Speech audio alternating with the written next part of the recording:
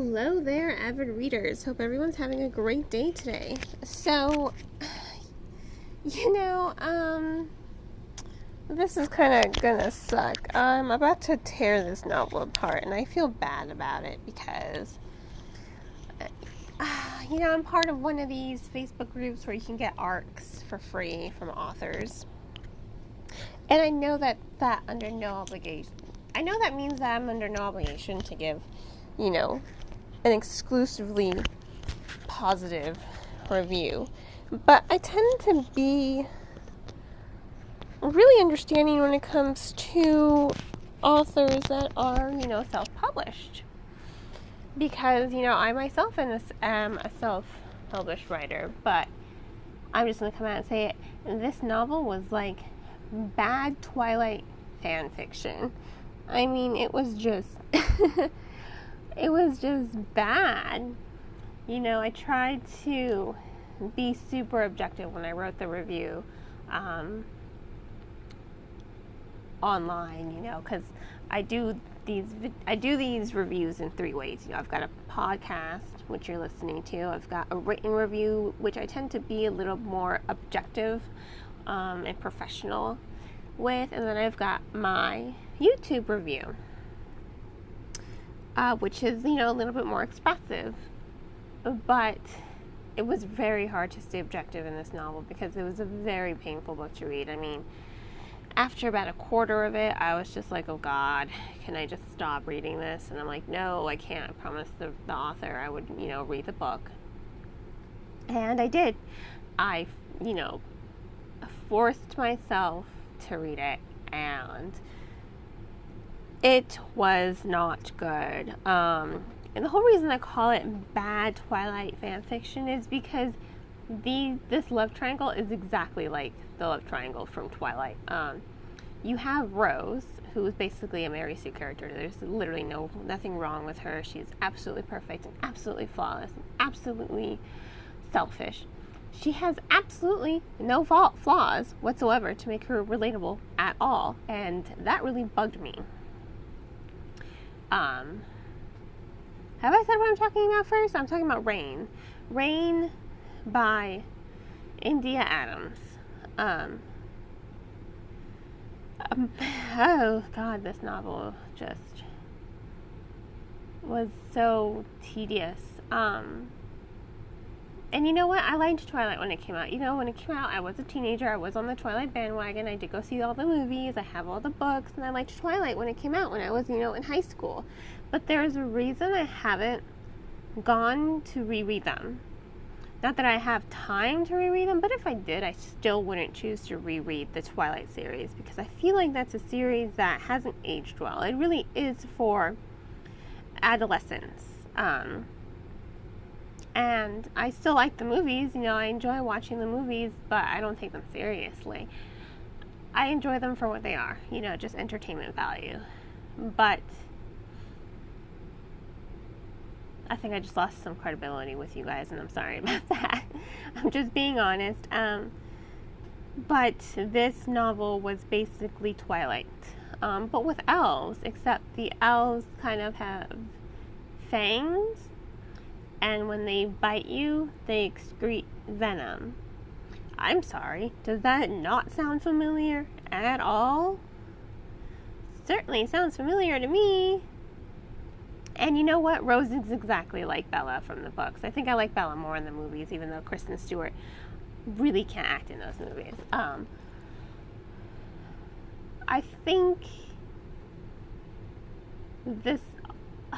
I think the author had a strong idea. You have elves, you have trolls, this idea of soulmates. I thought it was an intriguing premise, which is why I reached out to the author. I said, hey, I saw this.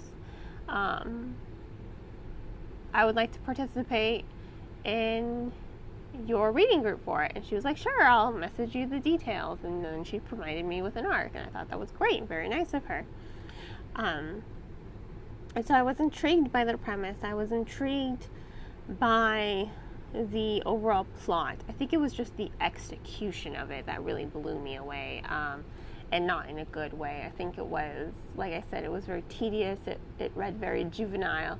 The fact that your main character doesn't have any flaws whatsoever kind of doesn't make her relatable. It doesn't make her relatable to the reader at all.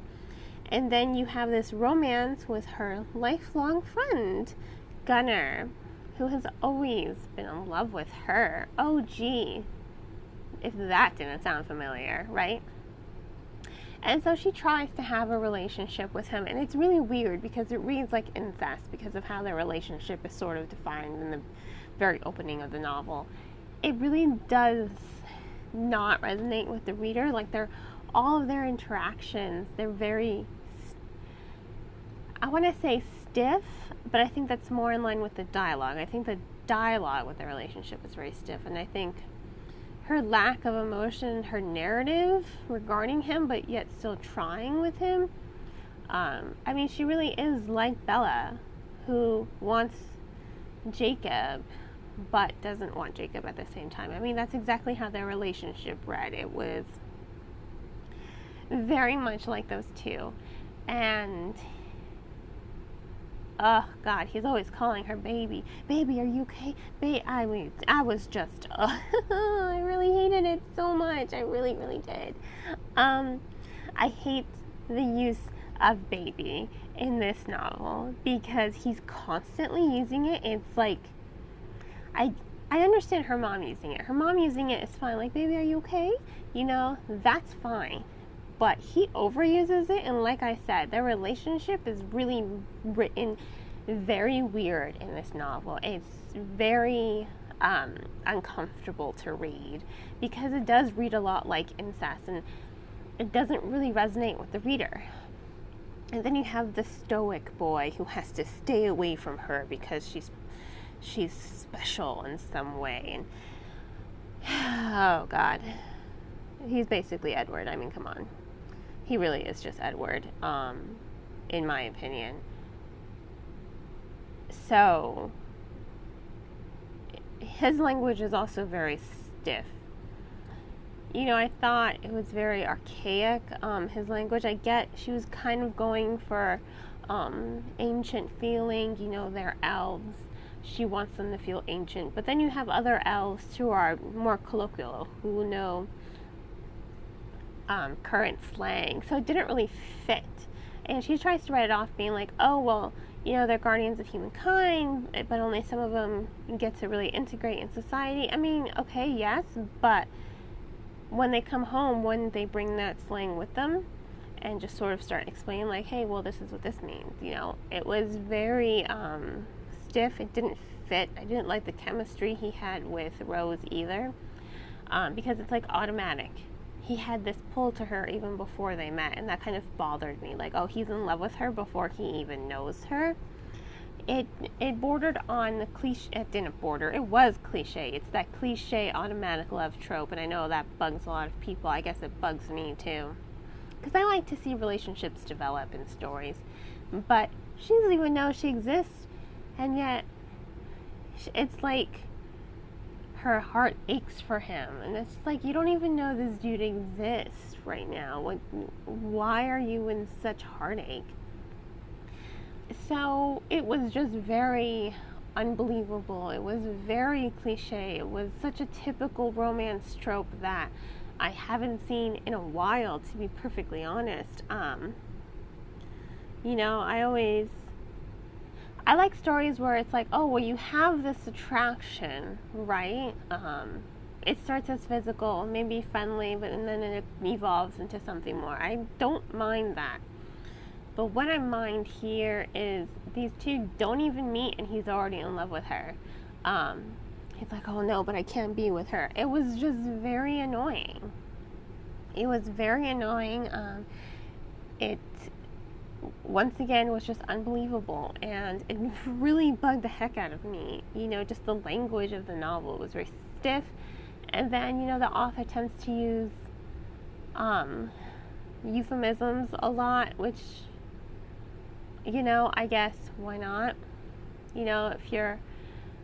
If her target audience is tweens and really young adults, 13, 14 year olds, I kind of understand it, but You know, like, oh, he went into my tunnel. Like, come on, that's just cliche, and I'm sorry, bad writing. It shouldn't be a shame to just say things. I mean, I think people nowadays are starting to become more comfortable with their bodies, that kind of language isn't necessarily necessary anymore. I mean, this is writing, it's literature, it's art. It should be treated with respect. You just have to be honest with your readers and not treat them like they're, idiots.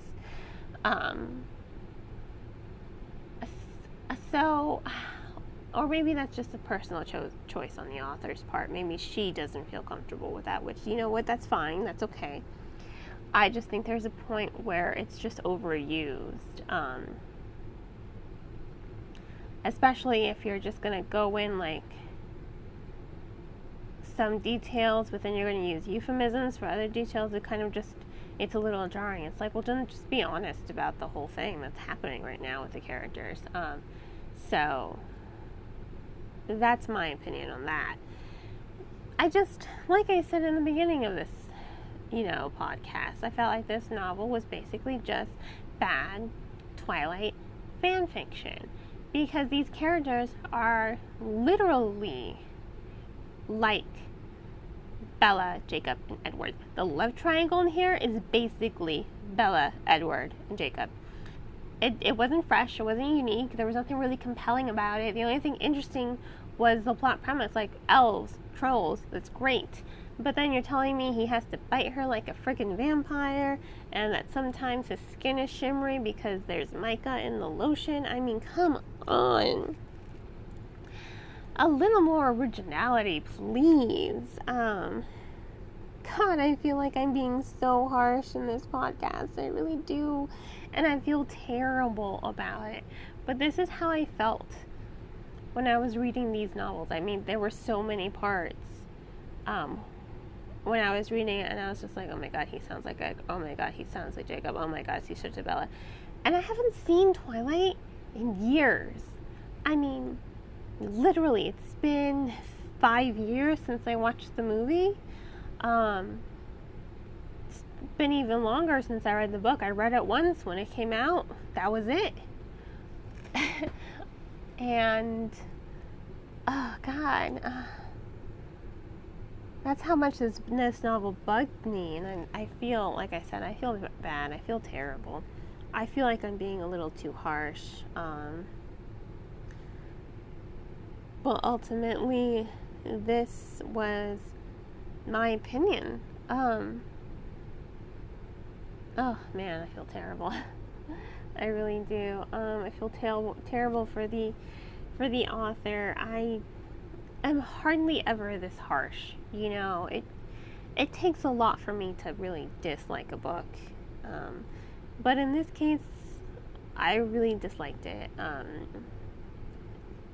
unfortunately, I have to give Rain by India R. Adams 1 star.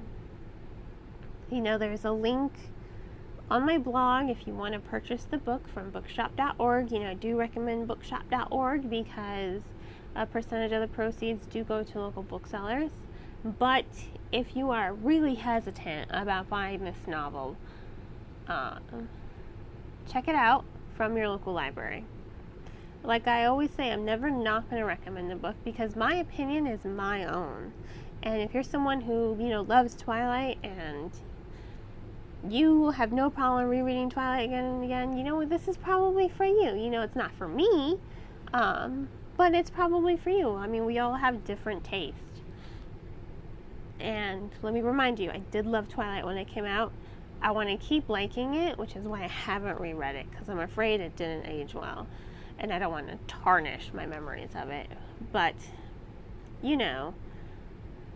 if you can get through the first 5 chapters of this novel without any headache, then, read the book. Finish reading it. If it's kind of a struggle to get through the first 5, go to the first 10. Get up to chapter 10. And if at that point it still hasn't grabbed your attention, just put the book down, return it to the library, and have a nice day. Just stop, because time is precious. It's too precious to be wasting it reading books that we're not interested in, you know what I mean? So, in any case, once again, this was Rain by India R. Adams. Once again, 1 star. There is a link on my website to purchase it from bookshop.org. I do recommend, once again, purchasing it from bookshop.org. And if you're hesitant, support your local library and check it out from the library. And I hope you will support me by following my channel here. You can even become a supporter on Anchor, for 99 cents a month, helping me make Sin's Workshop podcast even better. Link for that is in the description. I hope you all have a great rest of your day, and as always, happy reading.